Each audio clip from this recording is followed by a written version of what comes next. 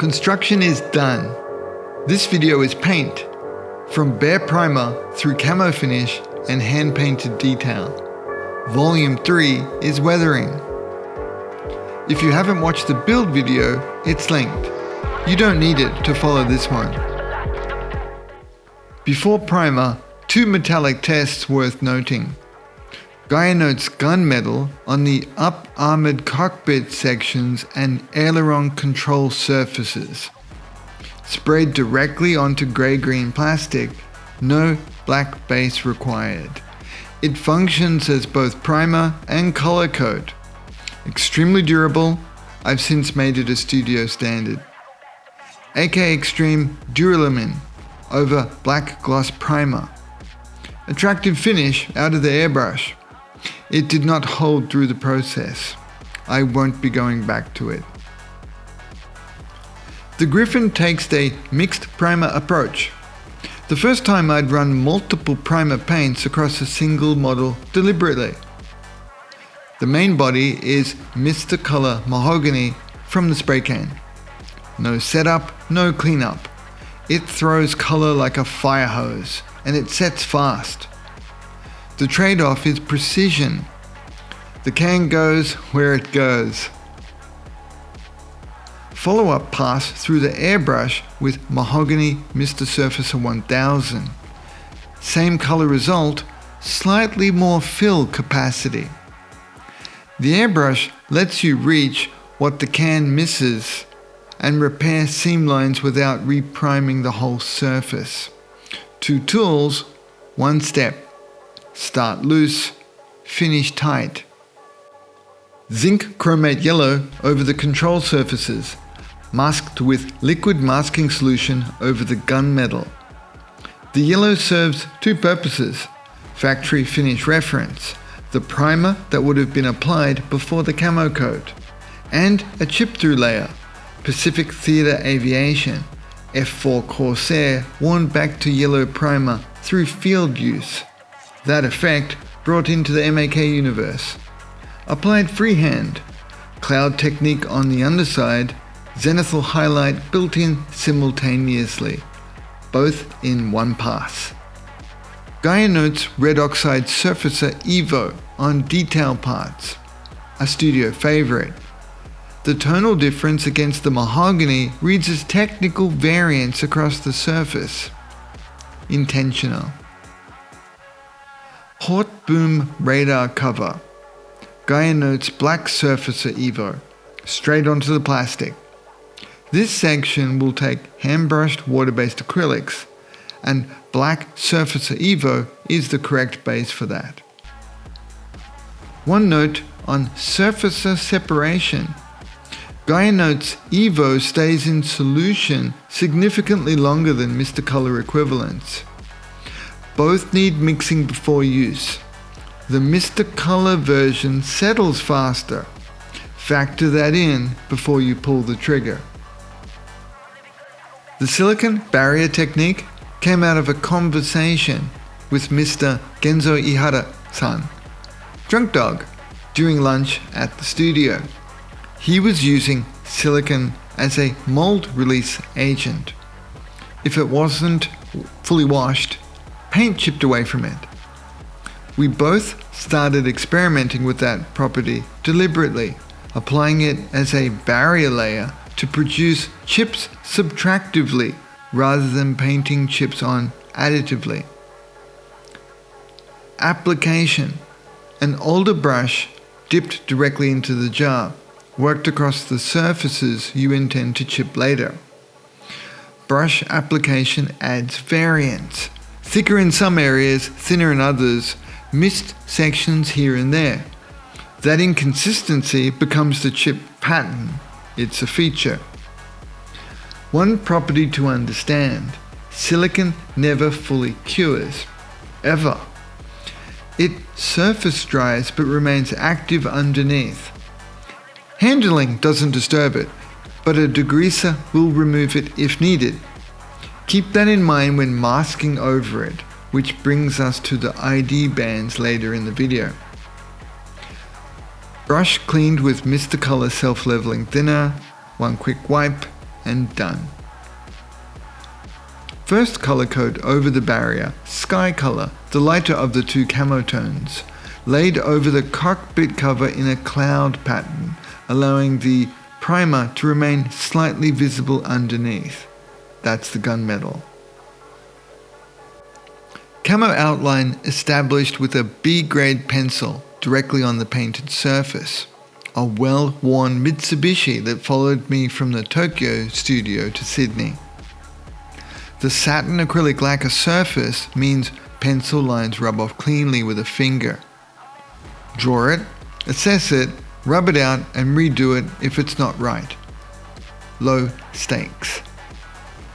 This pattern is a revised version of the Exheimer camo, slightly more organic and rounded. The previous version informed this one. The pencil is where the iteration happens before any paint is committed. Brush selection for this project runs the full range, large flat synthetics through to fine pointed sables. The deciding factors are bristle length, stiffness and shape. Sable or synthetic follows from those criteria, not the other way around. Different tools for different track conditions. Paint mixed in porcelain dishes. Japanese sumie palettes appropriated for acrylic lacquer work. They're non-porous, durable, and the paint reactivates with self-leveling thinner indefinitely. The MS Grey from a Gundam project is in there alongside the Gaia Notes blue-grey, crossing the canonical streams as it were. The outline colour is blue-grey with MS Grey mixed in for a darker tone. Starting from the B side, the non-hero face of the model. By the time you reach the A side, the technique is dialed in. Wrist rotation for organic curves. Not elbow, not shoulder. Keep the motion fluid. On acrylic lacquer, mistakes can't be wiped. The underlayers come with them. Commit to the stroke. The pencil is a guide. The brushstroke is the correct decision. This technique comes from Japanese scale aviation modeling, not particular to Maschinen Krieger. The studio guys brought it across directly from their aviation work. The principle: hand brush establishes the outline and builds the interior. Airbrush follows, blocking in thin same color paint to smooth, soften and unify the surface without masking. The acrylic lacquers re-wet the layers beneath, which produces a coherent finish across both application methods.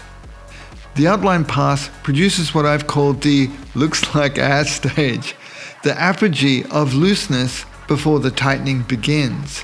It will look its worst at this point. That is correct. Keep going. A few technique specifics worth noting. The model surface used as a palette. Overloaded or underloaded brush cleaned directly onto the surface between outlines rather than onto scrap paper. The excess paint becomes finish variants.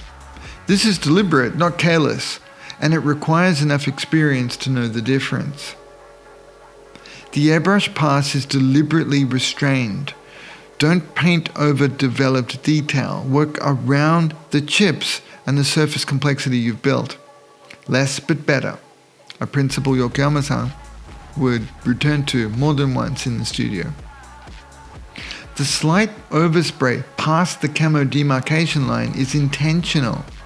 It softens the edge and produces what we call the Ma.K line, the transition zone between the hard edge and the background color. It helps the eye move across the surface comfortably. The effect is subtle and exactly right. Complexity gradient across the surface. Simpler at the front, more complex and broken at the rear. The eye moves from solid to fragmented. Gives the model motion at rest. There's deliberate asymmetry on the port side versus the starboard, and that carries across to the control surfaces. These are design decisions, not accidents. Masking tape over a silicone barrier finish carries a real risk of lifting the paint beneath it, sidestepped entirely by going freehand. Paper masks used only to establish a pencil guideline. Sharp mechanical pencil this time, not the B grade. ID bandwidth 14mm on the booms, scaled down by eye to 12mm on the control surfaces.